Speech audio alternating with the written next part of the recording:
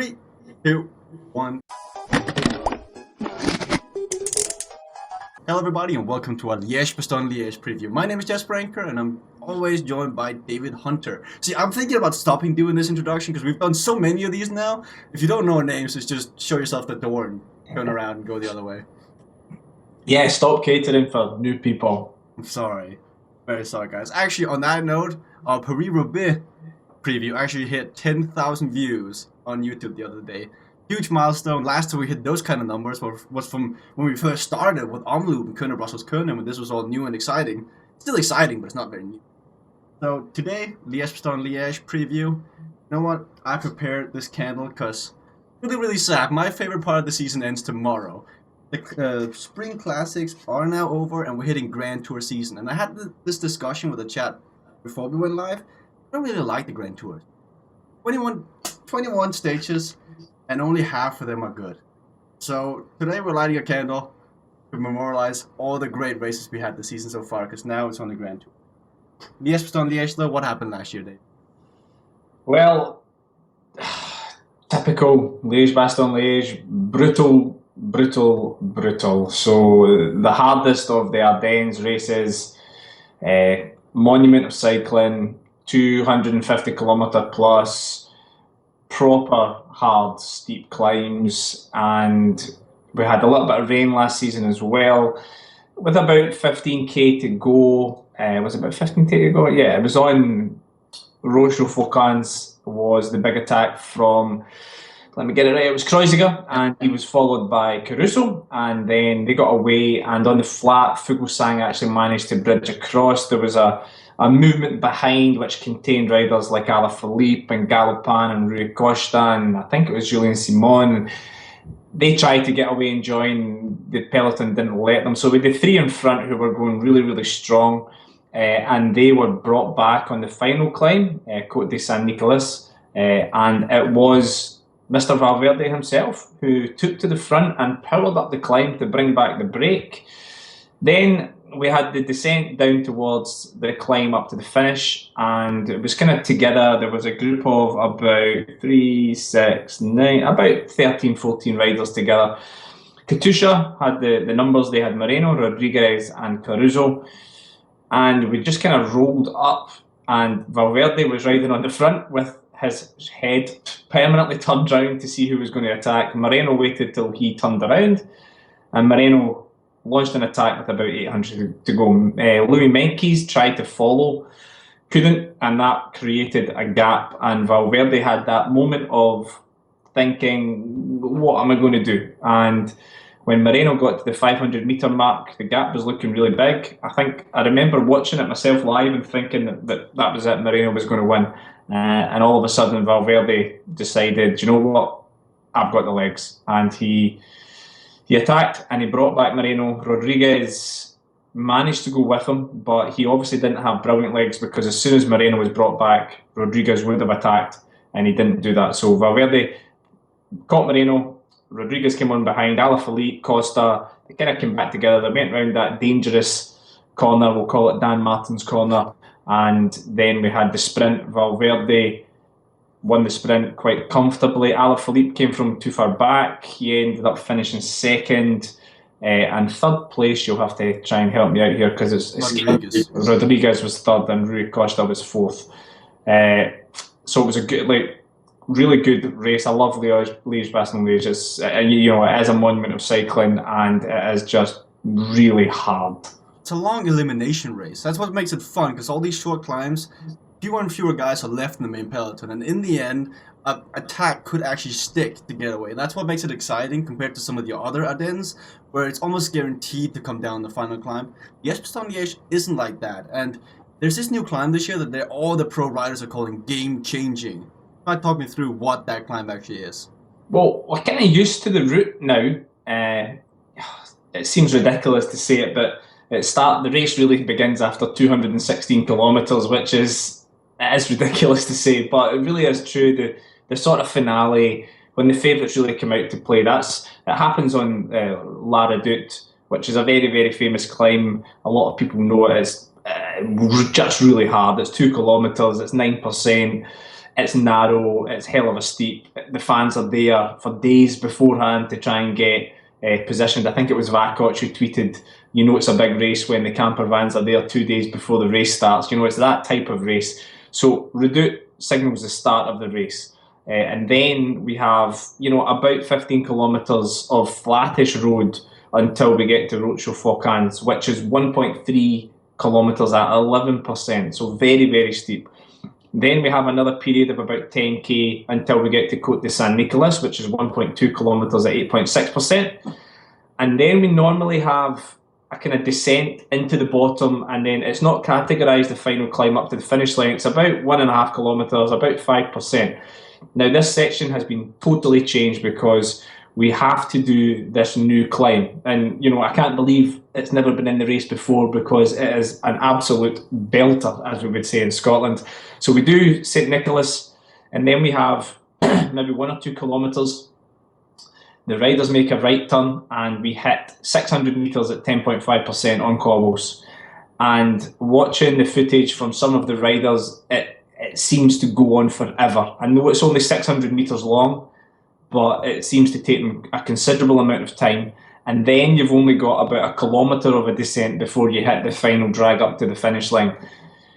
I love the climb. It is phenomenal. I'm so happy they've introduced it, and it should change the race. How much it changes it, I'm unsure, because as you mentioned, it's an elimination race. Last season we had about 12 men crest Saint Nicholas together, and then if you go straight into this final climb, Rue Naniot, then you're barely going to have maybe 2 or 3 riders together. So what we could see is 2 or 3 riders coming together up that final climb towards the finishing line. I think that's what will happen. I think that's what the new climb will do. It will stop us having a larger group of, say, 10, 14 riders. Larger group of 10 to 14 riders. That's just nah. Also, the thing that people have been talking about is the weather. Like, so it's been forecasted to be raining, snowing, high degrees of like 8 with lows of like -2. I've had a look at the forecast. It's not going to rain as hard. It's going to rain, but I don't think it's going to snow. Like, if you're sitting out here for 250 kilometers in the rain, how's that going to affect your body and your overall ability to actually ride the bike? Yeah, the early forecasts of snow, they were exciting. You know, late April, Belgium, snowing, yeah, it could happen. It seems to not be that way, which in a way I'm kind of glad, because we would have had an unbelievable amount of DNFs, and we're still going to have that, though. Well, we're going to have cold weather, and I know the forecast for the rain is not really heavy rain, but the main thing here is the temperature, and we're talking 4 or 5 degrees. That is going to be really challenging for the riders to have to cope with, and then when you get rain on top of that, it's going to be a struggle keeping warm. We've had some races recently where riders have caught hypothermia throughout the race. Teammates are going to be vital to go backwards and forwards with your rain jackets and get you some fresh clothing and some warm drinks.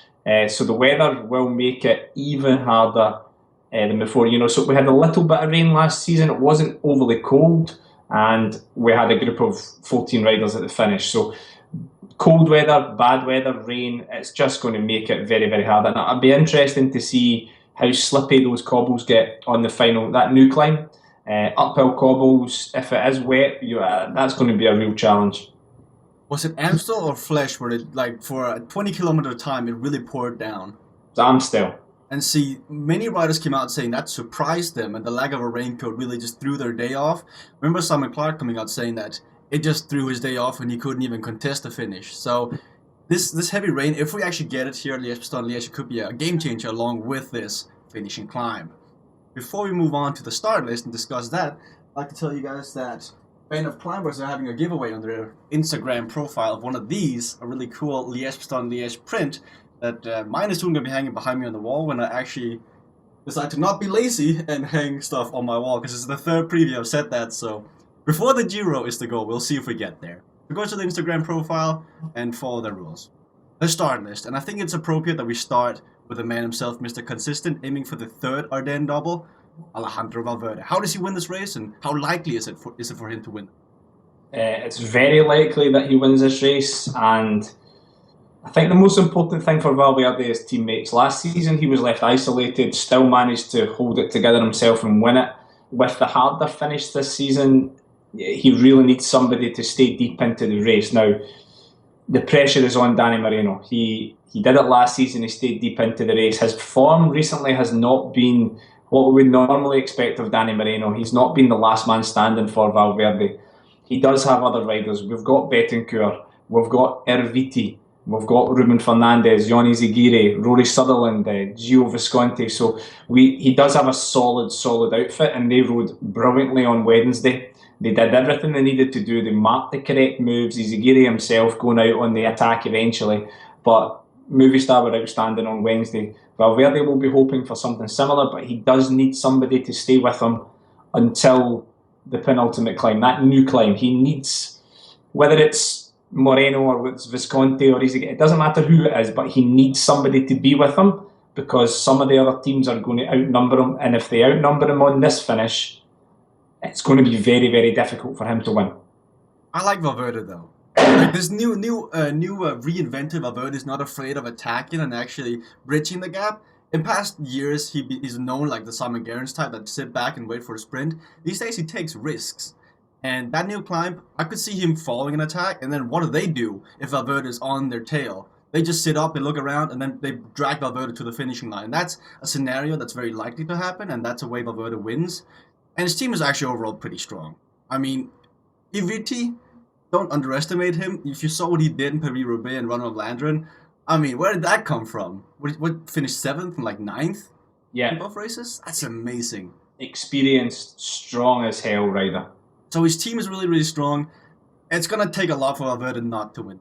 But two riders that were close to beating him in La Flèche Wallonne, Daniel Martin and Julian Alaphilippe. Alaphilippe stronger than ever, and Martin, can they work together and beat Valverde here? Yeah, and what I predicted would happen in Fletch almost happened, in that Martin went relatively early on the final climb. You know, it wasn't ridiculous early, it wasn't Tim Vellens early, it was sensible early. And the plan would have been for Martin to go and then gap Valverde and make Valverde close the gap with Alaphilippe on his wheel, and then Alaphilippe would get the toe and would be a bit fresher than Valverde for the sprint. Martin attacked, he couldn't gap Valverde, he was straight on the wheel, so he got the toe, and it meant he was nice and fresh for the sprint, and you know, he really did put some distance between himself and the two Ethics riders. This finish it's easier to create that gap. It's not as steep as Flesh, so it's definitely going to be an advantage for Ethics to have those two riders together at the end. And if we have a situation where there's 4 riders left going up the final hill, then it's Ethics to lose. Now, we've been here before, we know they can lose, even though dominating the small final group. But if they can get those 2 men together in the end, I think they would win it. I think it will be too hard for Valverde to close down. So there's the pressure straight away. Ethics need to have Martin and Alaphilippe together going into the final kilometre. How does that happen though? They just need to ride a sensible race. Both of them look really good just now. They were excellent in Flesh. They have a strong team. They've got Bouet and De La Cruz, who should not be underestimated. Lonas de Plus is having a fantastic first season for them. Vakoc, Seri, Vermont. So they have the men there to defend. They have the men there to control the race. They won't mind it being a tough race, but they really do need their two big stars to be there together. If there's only one of them there, they're not going to win this race. And if there's only going to be one of them there, which one is it going to be? Martin or Alaphilippe? Martin. Martin loves this race. Winner in 2013, would have been the winner in 2014 had he not crashed on that final corner. This is a race that he just seems to do so well in, and I was really impressed with him on Wednesday. I thought that after his illness in Pays Basque, he might have been a little bit behind the others, but he certainly wasn't. He was in really good form. I do like the look of Dan Martin for this race. I agree on that prediction. Team Katusha. See, Purito, you guys didn't give him much love. He went very early on Mordui, but at least he went, and I'm happy to see that because I have high hopes for him here at Liège-Bastogne-Liège, but also I know that his teammate Ilnur Sakharin has this as a big goal for him. Do you think he'll be allowed to go on his own and have Purito stay back and maybe sprint in the end?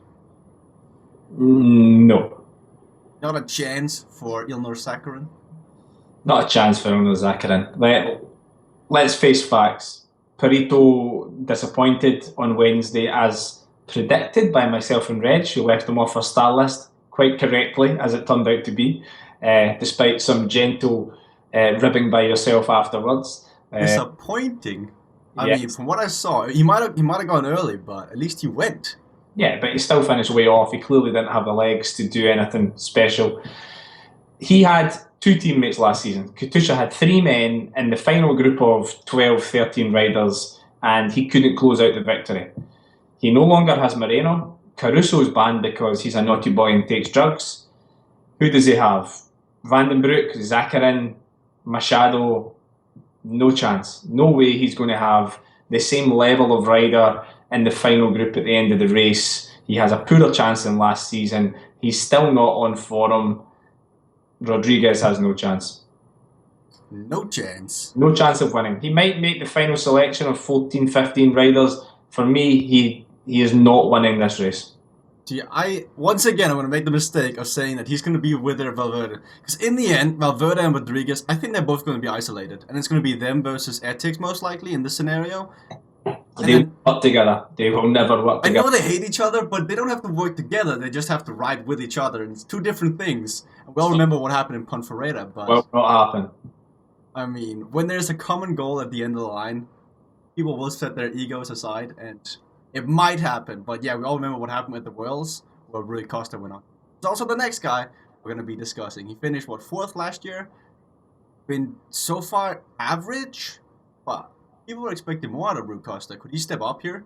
I would disagree with average. I think he's had a very good season, and he's back to a level where he really should be after a disappointing 2015. Let's not remember he was top 10 in Paris-Nice, he was top 10 in Pevasco, he was top 5 in Oman, 17th in Amstel, but honestly it doesn't really suit him particularly well. 10th in Fletch might not sound amazing, but for him that's a fantastic performance. He doesn't go well on the Mur de Huy usually, so that shows that he's still in really, really good form. He prefers Liège-Bastogne-Liège. Out of the 3 Ardennes races, this is the one that suits him the best. The cold, the bad weather suits him. You mentioned the World Championships when he won in Italy. Horrible conditions that day. And Rui Costa always goes well in bad weather. So I think Costa has a very good chance. I would say he has a 100% certainty to finish in the top 5. And if he plays his cards right, he could just get away. And his team is pretty strong. I mean, Luis Meintjes did well last year. Diego Elisi and Polanc. I mean, he's got support here. He has support. He'll be well protected throughout the day. I really hope Matteo Bono goes in another Ardennes breakaway. He loves it. He's in that breakaway almost every single time. But he will be supported towards the end. He is in good form. He has a fast-ish sprint when it comes down to a reduced bunch. Costa will be eyeing the podium if it's an elimination race like it usually is, and if it's maybe even more selective, Costa will really be thinking that he has a good chance of making the podium. See, if you think 10th in La Flèche was good, Roman Kreuziger, I think he was 15th in Amstel and like 11th in La Flèche. He's been doing really good, even though he's been attacking early on these races. Last year he did well here too. He's been doing well consistently at Liège-Bastogne-Liège. I like Roman Kreuziger. Yeah. I can't say I like him, but he's going well. And last season, despite attacking early, he still managed to hold on and finish 5th in the sprint. Kreuziger is going well. He loves attacking. He likes the climbs here. I have a feeling that new climb might be a bit too hard for him, but you can't underestimate him here. He's another one that does well in bad weather conditions. So yeah, Kreuziger will be up there contending, I would say. Liège, to do well at Liège-Bastogne-Liège, you need to be a good all-around rider. And if you look back at last year's top 10, you see a lot of good climbers in there. I mean, Rafael Maicas here can kind of pull the dots between that top 10 and then Rafael Maicas. Even Michael Valgren, second at Amstel. Yeah, yeah, certainly could. Tinkoff have options, and despite not having an overwhelming favourite, they always seem to have riders around in the finale. They always seem to be able to put riders on the front of the bunch and pull. So they have a couple of tickets that could win the lottery if it becomes a lottery. So Tinkoff are looking strong. 82R. For me, in my personal opinion, Romain Bardet and Domenico Pozzovivo were disappointing to a certain degree in Trentino. I know it's tough to beat Landa and all the Astana guys, but for me, for them not to get away, to not drop Landa even though he is in stellar form, I don't know what to think. Usually Bardet and Pozzovivo both go well here. Will they go well this year? Yeah. Pozzovivo top 10. Guaranteed. Bardet, maybe not so much. I was re-watching last year's stage. I tweeted out my favourite picture, which was the man running up with a fur coat, holding a baby. Well, it was a plastic baby. It's okay. Bardet was actually dropped on St Nicholas last season. You might have missed it. He was off the back just about 5 seconds, and he managed to get back on. This season, if you're dropped on St Nicholas, you're not getting back on. It's just not going to happen. We haven't had an Italian winner here for a long time. I know it's a Belgian race, but Liège is a heavily dominated city in terms of Italians. This is where there's just so many of them.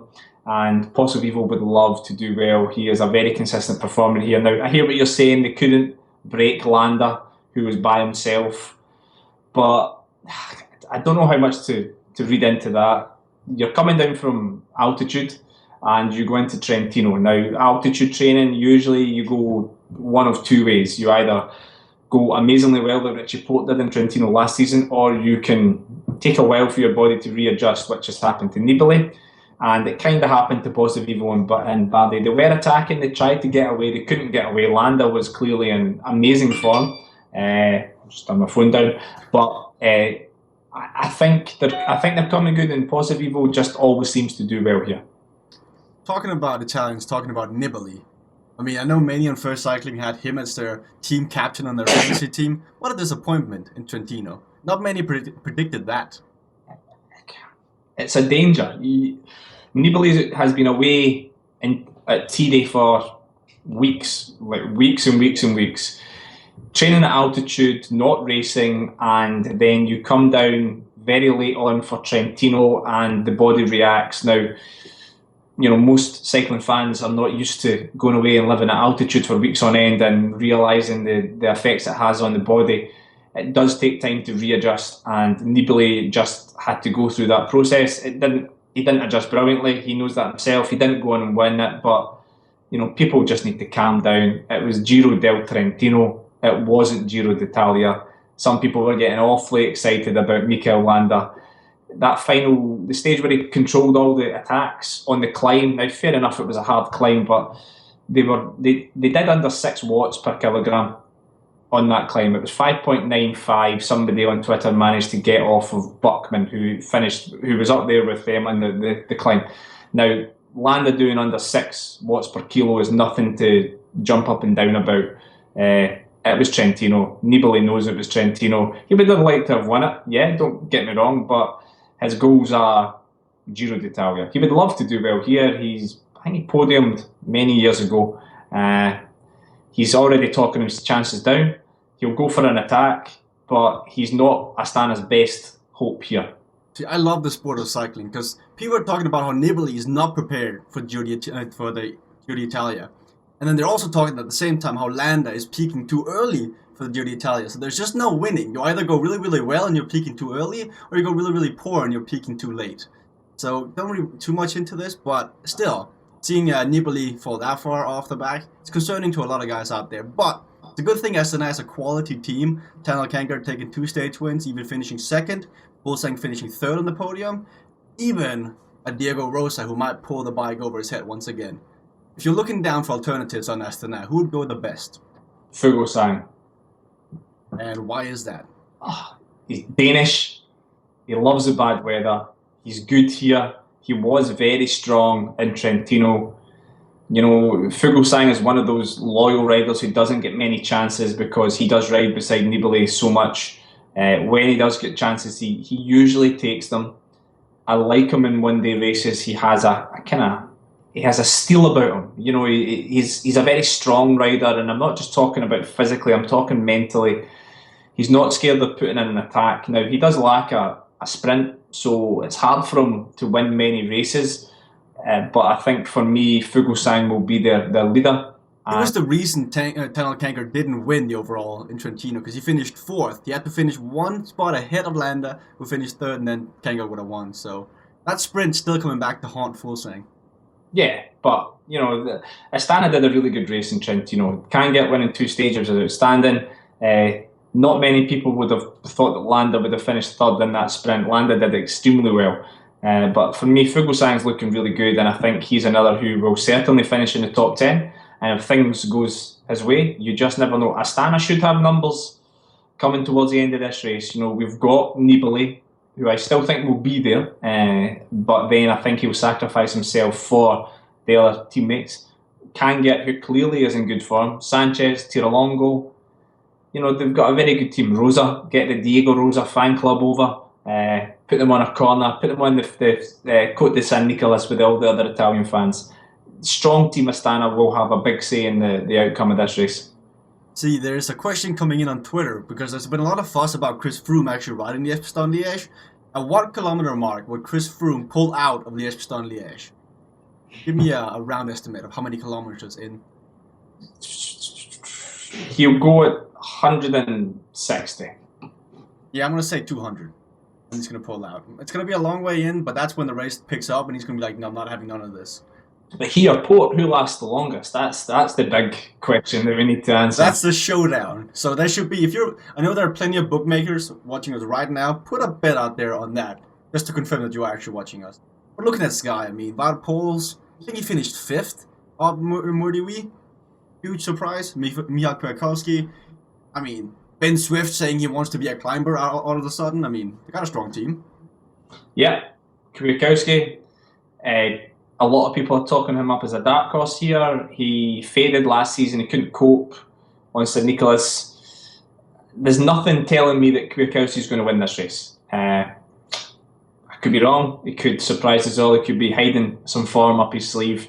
Froome comes in. He's riding Romandy, which starts on Wednesday, which is more of a target for him. Doesn't go well in one-day races usually. Nordhaug did go well here last season, but was disappointing in Amstel Gold. I'd like Puccio to be let off the lead. I really would. You know, we've talked about him before here, this super domestique that he is. He is always really strong in these types of races. I would like Puccio to have a degree of freedom here. For me, the Sky team should just be, if you've got the form, if you've got the legs, go for it. So, Poels, Puccio, get them in the final group and let's see what they can do. I agree on that. I agree with that. So, in the end, Simon Gerrans and Enrico Gasparotto, 2 polar opposites. Enrico Gasparotto coming on real good form. Gerrans, I mean, he was 10th in La Flèche, but not much to speak of as of late. Very disappointing so far, actually. How do you rate their chances of pulling a victory out here in Liège-Bastogne-Liège? Gerrans I've not got high hopes for at all. After the Amstel fiasco, then Albacini did a good job on Fletch as normal, very consistent up the Mur de Huy. They arrive with, I was going to say an indifferent team. You know, they've got some youngsters in there like Haig. They've got Adam Yates, who I'm really happy to see him in there. He wasn't as strong in Flèche Wallonne as I would have hoped. I'm hoping we see a better performance from him here. Albacini should last into the race as well, and then it's over to Gerrans. For me, Gerrans does not have the form to contend with the big riders here. He's not at the level that he maybe was a couple of years ago, which is a real shame for him. Gasparotto, who knew he was such a good rider? Well. See, we are getting flashback to the Astana days. You know, Gasparotto is in amazing form. Amazing form. He was gapped on St. Nicholas last season. He was with Wiening and Nibali, and they managed to get back on just before it kicked off in the last kilometre, and then because it made such a big effort, obviously they couldn't quite keep up with the rest. His form compared to last season is chalk and cheese. He's way forward compared to last season. So Gasparotto will be in the mix, and you know, he's got a good chance of going on and doing something in this race. See, I was asked prior to La Flèche how Gasparotto would go, because he went on to win Amstel Gold Race, and saying, well, it's really weird for the best climbers in the world. Gasparotto doesn't fit in there. Goes out to prove me wrong once again. It's like the entire world is against me on this. So I would not be surprised to see Gasparotto go out and do well here at Liège-Bastogne-Liège. He has a really good track record here, by the way, last couple of years. Last mention before we go on to the star section. Would you rather talk about Tim Wellens or Warren Barguil as the last rider? Tim Wellens. Hey, Tim. Barguil will do nothing. Hey? That'll annoy some people who have put some money on him. Tim Wellens, Lotto Soudal, so much potential coming into Verdennes. Disappointing, really disappointing. They've got Gallopin, they've got Wellens, they've got Van Dert. So they have 3 chances. I really hope they get it right. Wellens needs to be patient, and he needs to save his attack until, because we've got that new climb coming in, he maybe should go on Côte de Saint-Nicolas. You know, he cannot go 20 kilometres from the end. He didn't do that in Flèche Wallonne. He went on the penultimate climb, which was the right idea. Unfortunately, he had riders with him who were not going to work because they had team captains back in the bunch. So it wasn't a bad attack on Wednesday, not like his bad attack on Sunday in Amstel Gold. He just needs to be a bit more patient. In Galopin and Van Dert, we have 2 very, very strong riders. I like Van Dert probably more than Galopin, because Galopin has not really been doing what I would expect of him just now. Van Dert, again, dark horse, underestimated rider who could just surprise us all. I'm hoping to see Thomas de Gendt in the breakaway. We're getting into that part of the season where Thomas de Gendt is always in the breakaway. Let's start off with a bang for Thomas de Gendt. Before we move on to the star section, which is the next thing, I'd like to remind you that Kreuziger has officially opened a shop in the United Kingdom. And I did a video on this on Twitter and social media and all that things yesterday. Go to the website. It'll be linked in the chat. You can sign up and get a free bottle of Kreuziger. So it's all about protecting your crutch, guys. But the star section, which you all came for. And let's see who we're going to take the victory here at Liège. David, 1-star riders, go. I have restricted myself and my 1-star riders to only picking those who are 100 to 1 or more at the bookmakers. What day? What day of the week was that? Just a couple of minutes ago. Okay. So you can watch the price tumble. Right, 1-star riders, Jelle Van Dert. I tried to not mention him earlier, but you did. Rafa Majka and Dylan Teuns. I like Dylan Teuns and Rafa Majka as real long shots. Rafa Majka, how does he win this race? He's not that fast in the end. No, but you're right. You know, it's a climber's race. Yeah, punchers can do well here, and they have won in the past. But if you're a good climber, you can be successful here. Look at somebody like Louis Meintjes last season, who surprised everybody by making the final group. Majka doesn't have any form what to speak of. He's been away at altitude in Cyprus. Strange choice to go to Cyprus. I thought it would be Thierry for him. But he's been in Cyprus at altitude training. We've talked already. I've mentioned how your body can react from coming back down. So it could go one of 2 ways. Any rider that's got 3 stage wins in the Tour de France, who's finished on the podium of the Vuelta, who was 6th in the Giro, he's a quality rider. And he's riding the Giro and he's riding it for GC. And the Giro starts in 2 weeks. So Majka should have something in his legs. And he has a 1-star chance. You know, he's a long shot, and I hope he goes well. See, my Rafa Majka is Samuel Sanchez. He's in the same category. He's been reborn. He actually did really, really well in the recent Ardennes, and he's one of those riders that, if we get the poor weather condition, he could just go away in the downhill section, find himself in a lucky group, and go on to win this. He's been really, really good as of late, and I think it could go well. Tim Wellens, already mentioned him. It's about time he gets it right and actually finds the right attack. But, I mean, I've been trying to tell him on Twitter, you know what, relax, but he doesn't reply. Who knows why? And sure, he'd love to receive cycling advice from yourself, Jasper. No, and fun fact, I messaged him about 200 days ago about coming on the show, but he's still yet to answer that. So I thought, you know what, we'll try another tweet to see if he answered that, and then he fell in my trap, because then I could ask about him coming on the show. So, didn't work out, guys. Not a mastermind after all. And Enrico Gasparotto, only at 1-star. See, I'd love to see Enrico Gasparotto win, so therefore I put him at 1-star, so that way he'll want to win. It's kind of like what we did with Peter Sagan. When we finally gave up faith, he went on to win a race. So this means that I have a lot of faith in Enrico Gasparotto, but I'm only giving your 2-star riders. Tim Wellens, Jakob Fuglsang, Rui Costa. I have Rui Costa as well. Does he win from a reduced group with Valverde in it? No. Or does he have to go alone? No, he has to go without Valverde, which it could happen. You know, if we're talking a very small group, Valverde will mark the ethics riders. He won't want them to go. Maybe there's one, maybe there's two, I don't know. And then once they end that game of marking each other, somebody else will be able to get away. That could be a Rui Costa. Could be. Besides Rui Costa, this is an Ardennes. This is Liège-Bastogne-Liège. So you gotta have Simon Gerrans on this. Whether or not he's in form, he will be there. And he's gonna have the full support finally.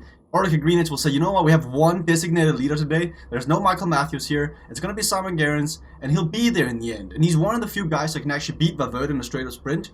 He might not have the form, but if you look at the peloton and look at the start list, he is one of the few guys that could beat Valverde in a straight-up sprint and has done it in the past.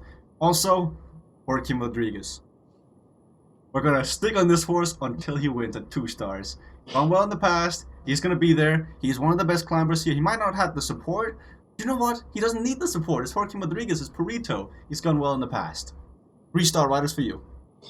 Pick themselves. Valverde, Martin, Alaphilippe. Exactly the same here. So, out of these 3 guys, before we get to a prediction, why don't you talk me through how each of them win? Or at least how likely it is for each of them to win.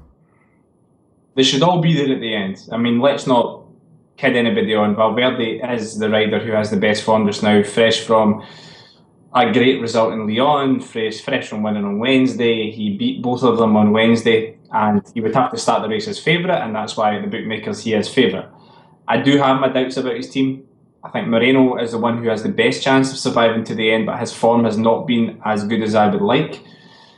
If Ethics can get those two together at the end, going up the final climb to the finish line, and it's 2 versus 1. Now, maybe the group's going to be 4, 5, 6. If it's 2 versus 1, they'll beat them. But that's the only way they're going to beat them. They're not going to do it any other way. So if one of them gets dropped, it's going to be just too hard to beat Valverde. Valverde wins this race. If we have a 2 versus 1 situation coming up towards the finish line, Ethics will win. And the way that goes is Martin will go first to force Valverde to chase, and then Alaphilippe goes for the sprint. Alaphilippe is faster in a sprint than Valverde. After 250 kilometres, that can change. Valverde is so experienced, his legs are phenomenal. He really is a truly majestic rider, and he can outsprint a lot of people after 250k. But for Ethics, that's how it's going to have to be. They're going to have the 2 of them at the end, and then I think they win the race. While you were giving your monologue on screen, I asked you guys for a prediction early on in the day. You guys have been giving me predictions, and a lot of you seem to agree with us in our 3-star predictions, and a lot of you have gone with Mr. Consistent, and I do agree with that. And even in a world where it's 2 versus 1, there will be stragglers there as well, hanging on. And so if a Dan Martin goes, it might not be Valverde that closes the gap, and somebody else will close it for him, then he goes on to the attack. So it's very difficult to see a scenario where Valverde just doesn't benefit from it all. Like, it's going to have to be 2 Ethics guys versus Valverde, and for that to happen, I just don't see it. For me, I know it's going to be boring. Valverde has to win this. There's no way out. For you? Panda Power, Dan Martin. Dan Martin? So you do believe miracles? Not a miracle. Dan Martin. You do know it's going to rain, right? Dan Martin tried and tested on this course, on this parkour. The new climb will suit him as well. It'll be his time to win big for Ethics. That note, guys, Giovanni Visconti tweeted earlier today a great picture of praying to the Liège-Bastogne-Liège god. We're going to put our faith into that. So on that note, that's the end of the Spring Classics, and we're now going to head on to the Grand Tours. Thank you guys for watching. Come back tomorrow for the Tour de Romandie preview.